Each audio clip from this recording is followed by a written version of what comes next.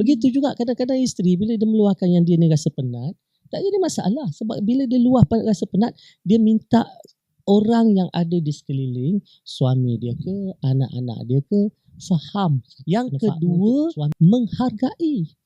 Kan? Mak penat ni balik masak, hargai makan yang mak masak tu. Oh, ini satu lagi.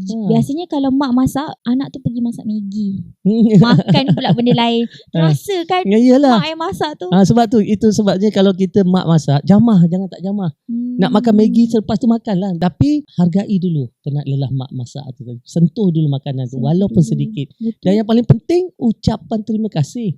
Kita kadang-kadang, kita bila mak dah sediakan makan minum ni, kata bulan puasa, siapkan makan minum, juara buka puasa, dah siap apa semua kan. Kita terus duduk, doa, makan. Kita tak sebut pun, mak terima kasih masak. Kan. Cuba kita cuba tukar kan. Kita suami kata, yang terima kasih masak. Anak-anak kata, terima kasih mak masak. Kan. Itulah maknanya penat itu akan berkurangan rasanya. Tapi hargai dulu.